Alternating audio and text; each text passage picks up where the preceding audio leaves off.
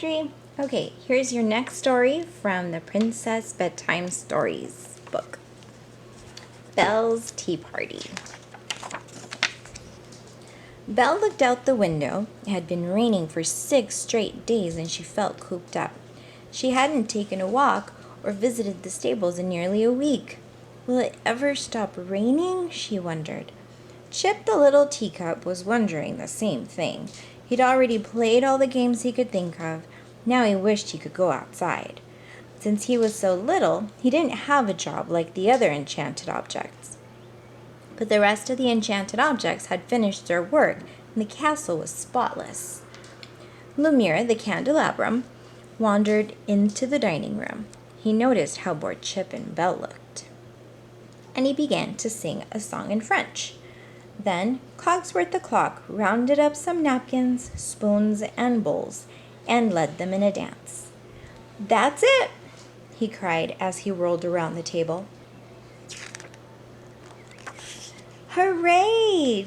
Chip yelled when the song was over. "That was wonderful!" Belle cried. "Will you do another one?" Lumiere frowned. "Actually, we need to go check on the master," he said. "Yes," Cogsworth agreed. "He might need something." He and Lumiere hopped off the table and went to the beast's study. "Now what will we do, Belle?" Chip asked. Belle looked over at the teacup and smiled. "I'm not sure, Chip," she said. "I'll try to think of something." Just then, Chip's mother, Mrs. Potts the teapot, entered the room. She knew just what would cheer up Belle and Chip.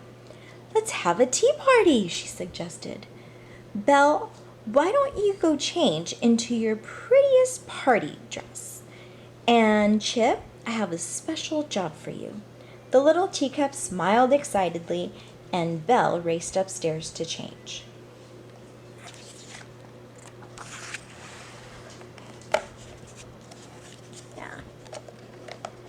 "We're going to have a tea party," Belle exclaimed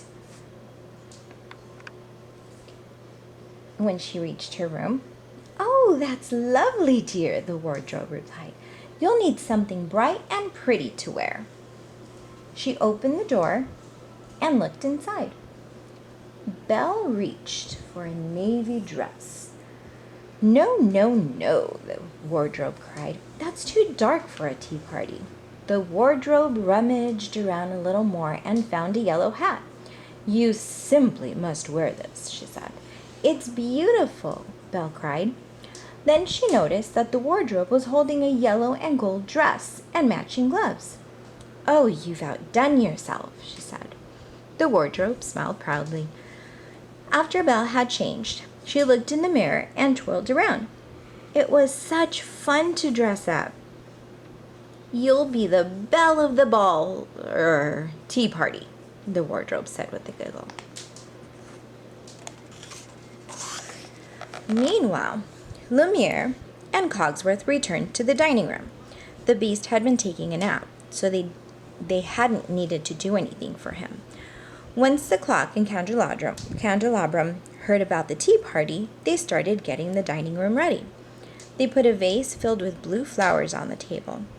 Then the spoons, dishes, and napkins jumped into their place. Now all they needed was the food. Before long, Mrs. Potts and Chip brought in some tiny sandwiches and pastries with frosting. "Ooh la la!" Lumiere cried. "This will be a wonderful tea party. I think you're almost ready." Cogsworth said. "Chip, would you please place this card at the head of the table?" He gave Chip a card with Belle's name on it. "That way she'll know where to sit." Chip put the card in place. Mrs. Potts smiled at her son. "Now you take your place too," she said. The little teacup hopped onto a saucer excitedly. It was his first tea party, and he couldn't wait for it to begin.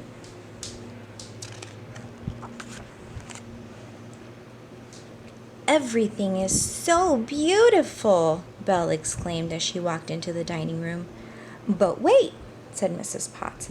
We can't forget the most important part of the tea party, the tea. Mrs. Pot tipped herself over and poured some tea into Chip. Then Belle picked up Chip and took a sip. The little teacup beamed. At last, he had an important job.